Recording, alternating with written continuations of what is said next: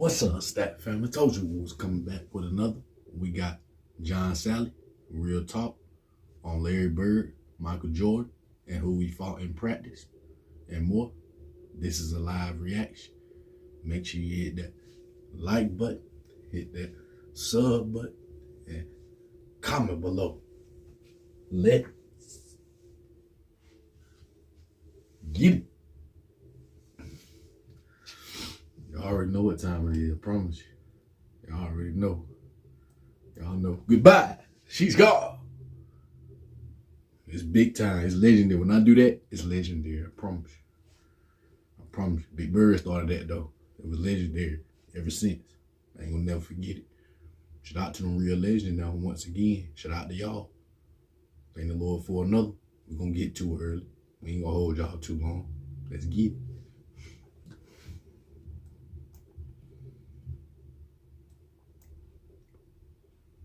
We ain't done. They done. Y'all already know what time it is.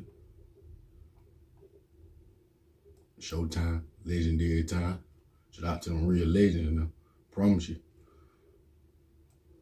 Let's get down to it. You know?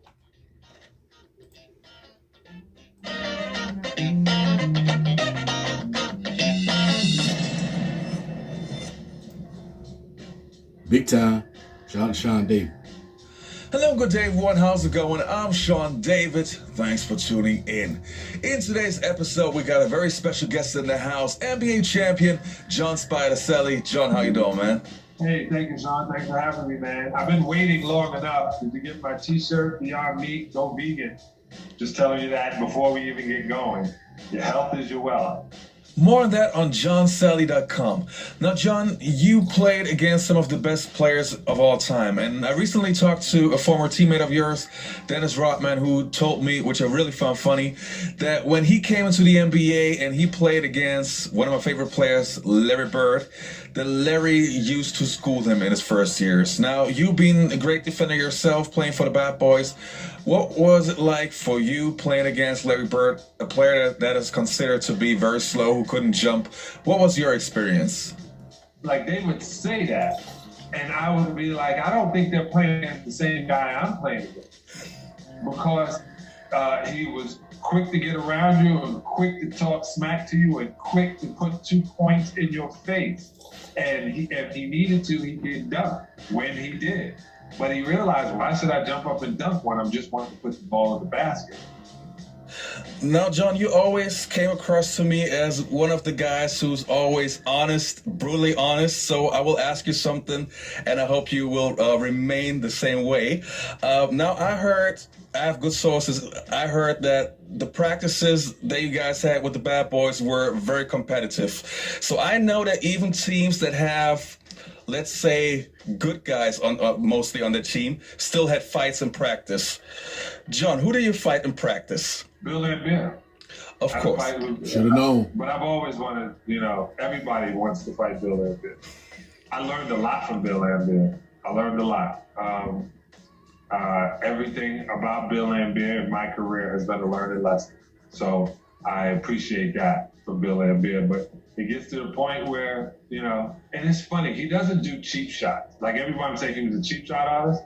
He's just he's not. He's like big 6'11", and when he puts that big lug of ham on you, and when you go to jump and he puts his hands forward, or he boxes you out, he was annoying.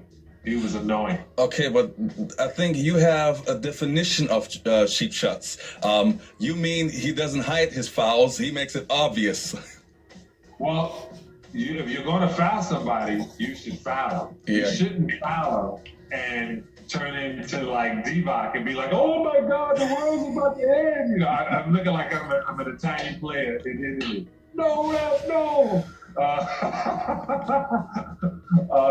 They want to complain. I didn't barely touch him. No. What would happen if he was going to foul you, he wouldn't dislocate anything. Most of the fouls were reaching and hitting, reaching for the ball really hard, or pushing you out of the way. And people didn't like that. I'm telling you, you can check all the films. Oh, hey, I have a compilation of Bill and Beer fouls, so I know how he fouled. There was no hiding whatsoever. He made it so obvious, and still the players didn't get the calls. But that's a different story. But it's interesting. It's interesting. Everybody wanted to fight Bill and Beer, and yeah, even his teammates. So thanks for that story, because I haven't heard that before. Now, John, when you won your first championship, I mean, you are a 4-time NBA champion. Did any championship come close to the first time winning the championship, beating the Los Angeles Lakers, the great Los Angeles Lakers? Well, nothing is ever going to be like the first time of anything. So the first time of anything is always going to be the best. And the reason it is because it's something you've never had before. So you get to that championship, you start thinking of when you played back in grade school, and junior high school, and college, and all those seasons. If you played a bunch of seasons up to that point of being crowned the best in the world. So it's that one first time when you get, I guess, you get knighted from the queen. You're like, you are now a knight. Now you cannot be a knight. So it's the cool thing. But the championship with Chicago Bulls, because it was the first time I got to sit back and watch. I played a little bit, but I didn't play like I did in my first 2 championships. And I got to watch from the greatest seat on the planet, the greatest player, and Michael Jordan play. So I had the best career. I got to hang out with him, smoke cigars with him, and win championships with him. You know, I'm very, very happy, in all honesty, that you finally say that MJ is the GOAT. Like, seriously, it's super weird, but it was a relief for me to hear that you finally say it, because I know you've been teasing people and you enjoyed saying all this weird stuff to tease people, and I'm happy that you finally admit that MJ is the GOAT. Thank you very much. Let me tell you, I text the guy Stephen A. Smith, who's on First Take ESPN here at State, and I said, okay, it's 2020. I might as well just come real with it. He's the greatest of all time. Yeah, I said it. And he just put laughing faces because he knew I would say it just to ruffle everybody's feathers. You know, you just have to. The truth can be questioned. And anybody can throw stats. But, you know, MJ laughed at it all the time. He said, Sal, leave these people alone, man. And I used to be like, nah, man, I'm going to get all in it. We would laugh at this. Well, I believe you, because I could see in your face how much you were enjoying giving those answers. Like every single video where you were saying those things, you could really see, okay, he is enjoying to give those kind of answers. But that's you, and that's why I love you, man. Now, since your team, the Bad Boys, were, to me, the most physical team in NBA history, I have a question for you. Who was the one guy that even your team would not mess with? That had to be somebody. Well, no. Matter of fact, there's no one. Like, we had this thing that we was going to come into your town and drink up all the drink and smoke up all the smoke and party with all the party and then beat you the next night. So we had fear of no one. I tell you personally, fear is a hard word, but I was very concerned when I had to face Hakeem Olajuwon. Really? Yeah, man. If anybody, this is so funny, they're not going to do a documentary or Dream. They're just not. Yeah, that's terrible. They really should. They really should, because Hakeem Olajuwon was the hardest person to guard and one of the best athletes ever. I promise you. It's like he and Dennis Rodman came from brother, sister planet. Because Dennis Rodman's not from this planet. Hakeem Olajuwon and Michael Jordan invented the universe. So these guys are on different planets. You know, I love your real talk. I'm like the biggest Hakeem Olajuwon fan whatsoever. I always get into arguments because I always say, and I know it's a far reach, but to me, Hakeem Olajuwon's the best big who ever played. Just the simple fact that he was able to not only block your shot, he was able to switch pick and rolls and guard for a few steps. He could literally do everything but dribble. And And this is funny. Akeem Olajuwon's game. So imagine his game and how strong his back was and how he can shoot the ball on a twist and how his footwork was. That's LeBron James. I tell people LeBron is 6'11", 265 pounds. No. With 9% body fat or 12% body fat. No. Akeem Olajuwon, touching his back was like touching the wall. And then he would turn around and look at you with those eyes and be like, I am going to kill you right now. It was a tough guy to guard. Kevin McHale, so tough. Kevin McHale came in the game one time smelling like garlic. I was like, yo, man, what's up with the garlic smell? And you're going to get 40 points tonight unless somebody throws you in the shower. Kevin looks like the sort of guy who did that on purpose, but that's probably Kevin.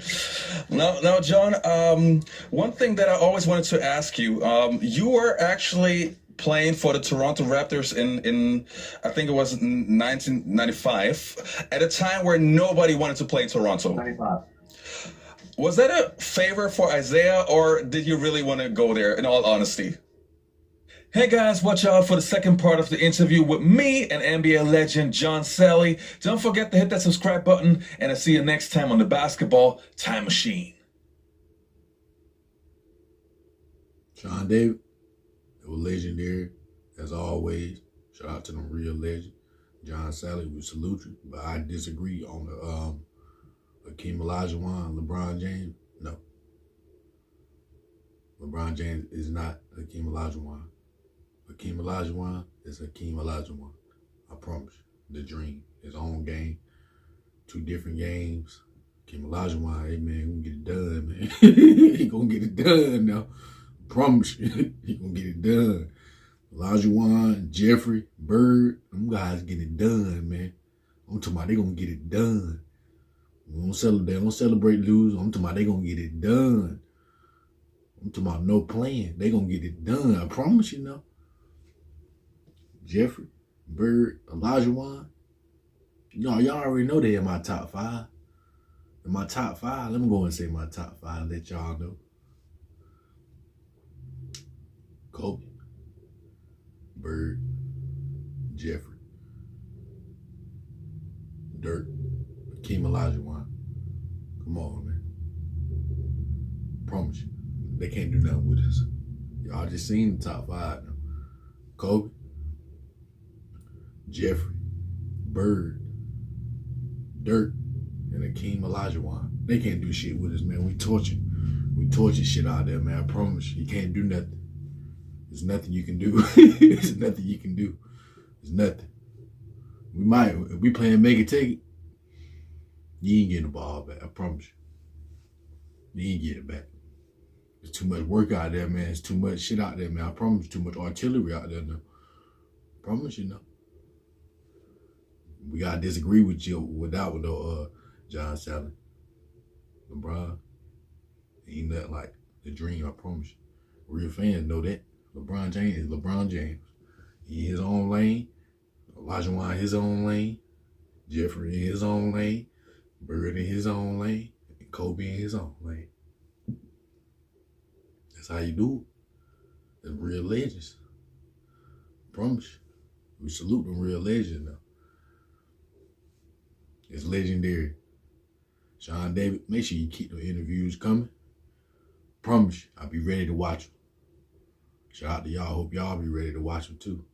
Because they legendary. Shout out to them real legends. One more thing. Goodbye. She's gone. It's legendary. Promise you. Bird family, Stat family, thank y'all for watching the full video. We're going to be back with another video after this video. Make sure y'all stay prayed up. Y'all be safe. Y'all be good.